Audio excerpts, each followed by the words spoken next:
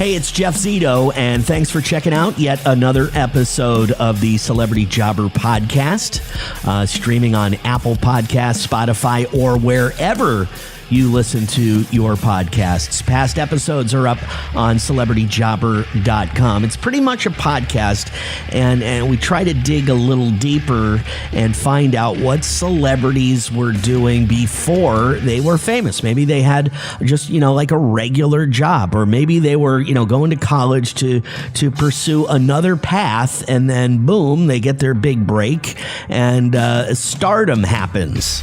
And I urge you to check out the past episodes of Celebrity Jobber, as there are plenty of people that you and I know from movies or comedy or musicians who had completely different careers before they became famous. So regardless, I'm going to just tell you right now, this one is going to be a little different. And Corey Feldman is my guest today. And Corey, if you are listening, which I kind of think you will be, hopefully, I urge you to come on with me again. I would really like another shot at doing this podcast with you, because I really am interested in your story. And I think a lot of other people would be as well.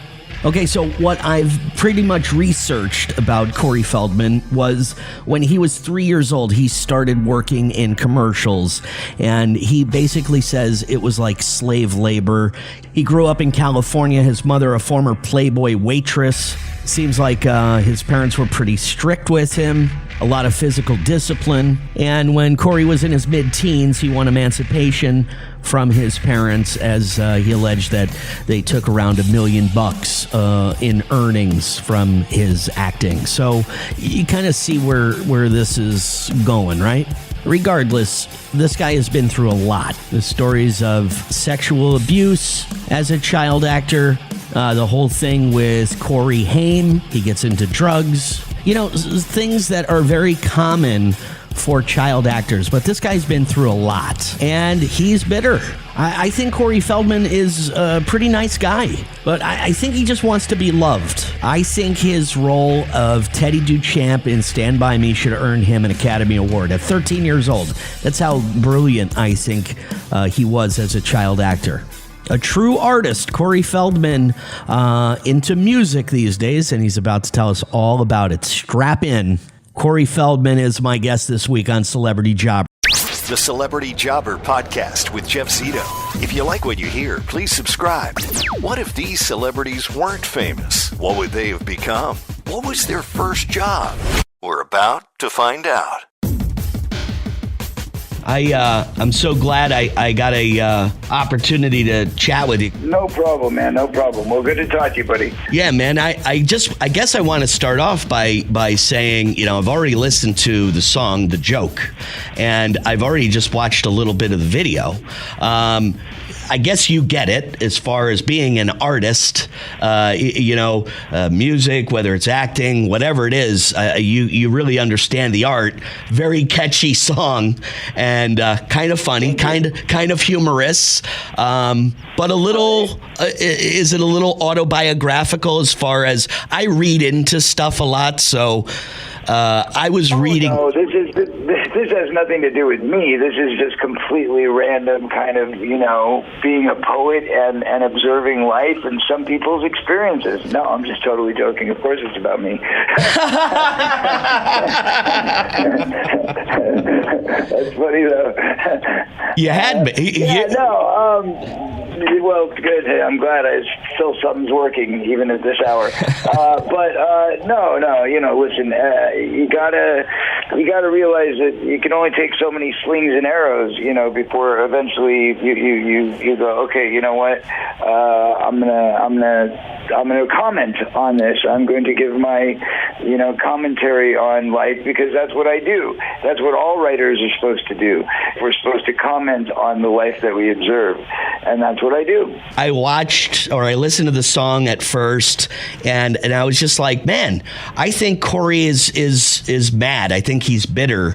And like you just said, a guy can only take what he takes so much. And I don't know what you take. I can just admire from afar and say, well, let me tell you, if you go on YouTube and you type in my name, you can find out pretty quickly what I take, because it's laden with terrible, defamatory and slanderous videos, mocking me, ridiculing me, making up lies, gaslighting me, tearing my, real things apart to try and change them into some superstitious falsehood. It's just unfortunate, but, this is the times we live in. I guess if you're famous nowadays, you're subjugated to all sorts of ridicule and attacks and falsehoods, and people don't realize there's a human being on the other side of this. Yes. There's people that have actual feelings and thoughts and nerves and families and relationships and children that look up to them, and they have to go to school every day and hear kids talk about, I saw that video about your dad, what's wrong with him, you know what I mean, stuff like that. Nobody puts this stuff together anymore, right, and thinks, gosh, there's human beings at the end of it all. And listen, I've taken my shots. I think I can take a few more. It's not going to kill me. That which doesn't kill us makes us stronger. But I happen to be an incredibly strong individual. But let me tell you, there's a lot of people out there that are not as strong as me. Sinead O'Connor is a perfect example. There's many people out there that are not as strong as me, that have been first kicked to the curb by an industry and then kicked in the face by these people who call themselves trolls or keyboard warriors or whatever the hell they want to call themselves. At the end of the day, they're sick. They're sick and twisted You're people right. who have nothing better to do than to taunt and terrorize artists or politicians or, world leaders, whatever it is. Everybody thinks that they're a smartass. Right. And everybody thinks that they've got something funny to say about this person's misery, about this person's loss, about this person's grief, about this person's misstep, about this person's sorrow. Like as if you're perfect and you are the architect of analysis to point the finger and say, this is the person that deserves this scolding. Well, did anybody ever stop and think maybe that person has had too much? Right. Maybe it's just too much. Wow. And maybe they're at their breaking point. Does anybody stop and think about that? Because I think about that stuff every day. Wow. I mean, here we go. We're just talking about Corey Feldman, the person. I mean, not the actor, not the musician, the movie star. We just broke it down to you and me. We're the same. We're human beings. We've got feelings. We cut, we hurt. And I think that was really important. That was very important stuff. Take me back, Corey. Not like we don't have to go through your whole history. I know all your movies. My wife had your poster in her room for many years. But as far as being an artist, like how old were you when you realized you wanted to be an artist? Were your parents in the business? I think I was about 50. Okay. No, I'm just joking. Look,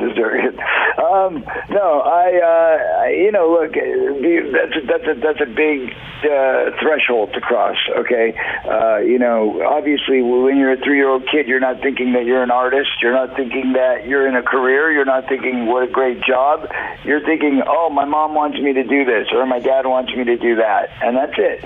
So yes, it's a big leap from there to I'm going to own this and I'm going to be an artist per se for the rest of my life. That's a big challenging threshold to cross. Yeah. And I would say mine started at 19 years old. Okay. At 19 years old, when I was in a rehab and faced with the prospect of going to prison and faced with the prospect of never gaining a career back because I was blacklisted and destroyed, and I knew I knew somewhere that all of this was coming, although I didn't really understand the magnitude, the weight, or the pain of it all. But I did know that, like, hey, guess what? Where they were always treating you so special, and you were always like, and I don't mean my family or parents or people close to me. I just mean the media. I'd been their golden child. It was always, every movie I did came out to the theaters, and it was number one, and that's all I knew. And now all of a sudden it was like, he's a junkie, he's this, he's that, he's terrible, his career's over, he's dead in the water. And I was 18 years old. Still a kid. Trying to establish that reality for a minute, that you're being told you're washed up at 19. Right, you right. know? And you're like, what are you talking about, washed up? I'm just getting my life started. Screw you. And I had to fight that ever since. And it's been a long 30-year battle of the world trying to tell me you're done, and me trying to say, no, I'm not. Oh, you've got a lot to do. You got a lot going on, and there's something really big coming up with Corey that I want to talk about in a minute. Can you just imagine if I gave up? Just imagine if I listened to the critics and I gave up 30 years ago. Absolutely. Like, think about how much of my art that I've dispatched in the past 30 years, love it or hate it. There's people that may say, "Oh God, well, you could have saved us all by just not releasing any of it." But there's also all of my lovely, loyal fans who eat up and drink up every bit of what I put out there, and they can't wait for the next release. So, who am I serving? Right. You can't serve two masters. Right. So, in the spiritual realm, I serve my only master, which is God. And by God's call, I've been given this talent, I've been given this outlet, I've been given this capability, and it just won't go away. So therefore, something in the universe tells me that this is my chosen profession. This is and if I'm going to make this a chosen profession, I better treat it like art, and I better give it everything to make it as authentic and genuine as possible. So if nothing else, you can listen to any lyric of any one of my songs and know that it is authentic. Corey, have you always has your occupation always been an artist? Meaning, have you ever held a normal job, a guy like me, a 9-to-5er? Have you ever held a regular job outside of show business, and your very first job? What was that? Let's put it this way. I mean, I'm one of the most renowned plumbers in the world, and a lot of people don't know this, but boy, can I clean a pipe like nobody's business. I am really one of the great pipers of all time. And a lot of people don't know, I can plumb, I can pipe, I can plumb and pipe, I can pipe and plumb, I can replace a pipe, I can wield and weld. It's amazing. But anyway, this is what I do. I've been an artist my whole life, and I don't think that's going to change anytime soon. And you've never held a normal job ever? Listen, what you consider a normal job, Mr. Radio Guy, sitting here interviewing people for a living, I don't think that's a normal job. I think a normal job is going out on a construction site at 5 o'clock in the morning and, holding a beam up with your hard hat. Right. That's a real job, right? You and I don't have real jobs, if that's what you want to consider it. That said, my job is very real. I don't think many people want to get up at 5 o'clock in the morning to, take crap from a bunch of people who probably don't have their best interests in mind so they can promote their newest project. A lot of people don't want to get up at 5 in the morning to stand in the freezing cold while they pour, hose water on top of their heads to make it look like it's a rainy day, and, have to do it over and over and over and over while some guy's screaming in your face and telling you you're not good enough. That's part of my job. Right. Standing on a stage and having people heckle you and throw things at you or whatever. Not to say that happens, but just saying people do. These things happen. So, people don't understand that when you're an artist, you're an actor, you're a musician, it's like being a doctor or a lawyer. It's worse than a regular job. It's way worse than a 9-to-5 job. And you know why? Because you've got to get up every day and put a smile on your face and be nice to a child, be nice to a woman, be nice to whoever comes up to you and says, oh, remember when you were 12 and you said this line? That was just the greatest line. who gets that in life? Who has random people come up to them and approach them and talk to them about something they did when they were a kid, and then say, I want to take a picture with you. Right. And you have to just stop everything you're doing, and you have to do that, because if not, you're going to ruin that person's day. Right. Who else has that kind of a responsibility? Nobody. And those responsibilities are 24/7, because you can't put your face in a jar like a mask. It's your face, whether you like it or not.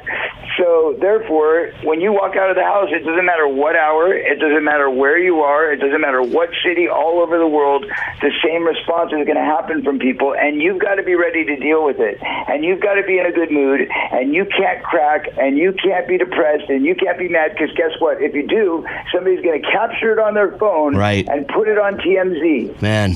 And then you're a jerk. Right. Everybody thinks you're a jerk. No, Right. I'm not a jerk. I was fighting with my wife. Right. I was fighting with my girlfriend. My brother just, had an emergency and almost died. Nobody knows what's going on in that person's life. But yet we all think we have the right to assume and point the finger and say they're not doing their job good enough. Right. Corey, what was it in your life that you feel like was your quote-unquote big break? Is there something that introduced you to the world, a particular moment in your life? Yes. When my son was born, that was my real moment in life. That's the moment that mattered. Everything else is BS.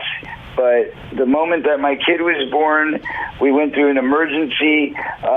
He was born preemie. He was born 7 weeks early, and we didn't know if he was going to live or die. It was touch and go. It was a very terrifying moment in my reality, and that is a real moment in life. That's something that's, life-changing, pivotal moment that makes you realize this is my greatest accomplishment, bringing this life into the world and trying to care for this life for 18 years and do the best job I can to make sure that they're a balanced, responsible, loved, caring person. And I think I did that. So that's my greatest accomplishment. What does he do now? How old is he? He works for me, of course. Oh, excellent. Yes. He's 19 years old, and he's on the road with me. He was just on the Howie Mandel podcast, where we actually premiered the song, The Joke. We did a live performance on Howie's show. You can watch it. He was interviewed for the very first time. Well, very cool. By someone outside of his dad's productions, I should say, because he was in my documentary as well. But his first real interview with Howie Mandel. So, yeah, go watch Howie Mandel Does Stuff, and you can see my son Zen. I will. That's very, very, very cool. Can you describe your meeting with Fred Durst, how you became friends with him, and ultimately open up for Limp Bizkit, which I hear that's kind of a big deal? Well, hopefully it's a big deal. We'll see what happens, I guess, right? Yeah, I think it's a big deal. Well, thanks. I appreciate that. Well, let's see. Fred and I have been friends for a long time. We go way back. Him and I started probably talking around, I would say, the late 90s. We met, I believe, at the Playboy Mansion. And, ever since the day we met, we talked about doing stuff together. He told me he was a big fan of my movies growing up with me. I was a big fan of his, I wouldn't say I was a big fan of his. I would just say I knew of him. I knew he was very popular at the time, and he was kind of one of those breakout guys because I had a lot of admiration for what he had achieved very quickly and at such a young age, because he became like the president of Interscope, or he was like the vice president or something like that. But I know he was very high up at Interscope Records very quickly. And I believe he helped discover people like Eminem. He had a big voice. And so when, I got the opportunity to talk with him, it was like, oh boy, this could lead to great things. And as it turned out, we kind of just became friends. We communicated for probably a decade before we actually did something together, but I think it was around 2010, somewhere in there, where we first decided to try something out and get in the studio together, maybe 2012, but right around there we started, kind of playing with ideas, and eventually got my first song our first song, our first collaborative effort together, which was on my Angelic to the Core album, which was released in 2014 or 2015, and that song was called Seamless. And it's a great song that Fred and I did together with Scott Page from Pink Floyd, and he's the sax player. Great parts on that too. Great song, great writing, great production. Really cool song. And it's kind of like the perfect blend. If you listen to my music and you listen to Limp Bizkit, you put those two sounds together. That's what that song is. So it's really cool. And then we did a show together at House of Blues. I got up and I performed with Limp Bizkit, which is a video you can find on my YouTube channel as well. And by the way, the song Seamless is part of my Angelic to the Core album, which had been taken off streaming recently and is going back up onto streaming services as of July 4th. So you'll be able to find that song again, and you'll be able to find the album Angelic to the Core again on the 4th of July. For America's birthday, I felt it was appropriate to have some angelic love. But anyway, so we went and did a few live performances together, and then he came and did a telethon that I was doing to help autism. Just little things throughout the years, and then I kept on my path, he kept on his, and I believe I was actually at the House of Blues in the middle of last year's touring, promoting my most recent album, which is part of a box set called Love Left 2.1, and it's a 6-disc collection, 4 CDs, 2 DVDs, sold at my website, CoreyFeldman.net, and we were promoting that. We did 2 years of touring, and one of the big things we did last year was Riot Fest, where we made history because we got 20,000 people to come out to the smallest stage at 2:30 in the afternoon, which the promoters of the event told me that in 15 years of throwing the festival was the first time they ever had that kind of a response. Wow, right on, man. So we made history. It was a very big deal. So he saw that, and I think that inspired him to give us a call, and he called me while I was at House of Blues about to go on stage, and he was like, hey, man, what do you think about coming out on tour with my band this year? I was like, you want me to join your band? He's like, no, we just want you to open for us. Right on. Okay, yeah, we could do that. Corey, I got to tell you, man, the joke, I think it's really catchy. I admire you. I feel for what you go through, but you are strong. You are sending a message to people who aren't as strong, and I just thank you for taking the time this morning.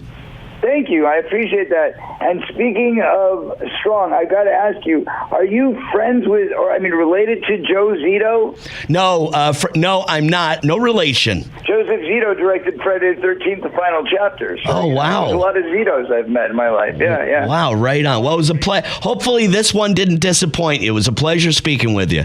No. All the Zitos are great. Love the Zitos. All right, buddy. Have a great day, man. Thanks for everything. And by the way, let me say this. If you want to come meet me after the show, come out to the Loserville show. We are selling DIT meet and greet tickets on my website at CoreyFeldman.net. You can get them right now exclusively at CoreyFeldman.net. Thanks, Corey. Appreciate it, man. Appreciate you. Thank you. Okay, so you hear it, man. Really a nice guy. I think he's a really a cool guy. And I think he's just a little misunderstood. I think he might bring it on himself a little bit. But, some important things that I took from this, I've never walked a mile in his shoes, so I don't know what it's like to be, somebody wants a picture with you. And yeah, to you and me, it doesn't sound like that's that big a deal. But what if he just broke up with his girlfriend? He had something really traumatic happen that day or just minutes before. It's like he's got to be on all the time for complete strangers, and if he's not, he's a dick. So just kind of like a little bit of what he has to go through. I know a lot of people say it's kind of the price that you pay for being, a star, but I don't think any of these guys ever think about being ridiculed. I was just watching this really cool documentary about the band Nickelback, and it was basically showing you how these guys who just like writing their music, they got to a point in their career where it wasn't cool to like them anymore, and people just like rolling down the windows, passing the guy in the street, being like, your band sucks. I don't know how anybody could, mentally handle some stuff like that. And Corey says that he gets it every single day. He just goes, look my name up on YouTube. You'll see it. I mean, people are really giving him a lot of shit.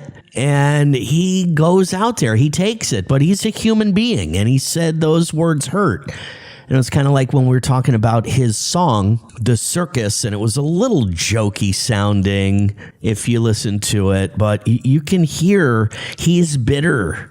He's talking about himself and how people think he's a joke.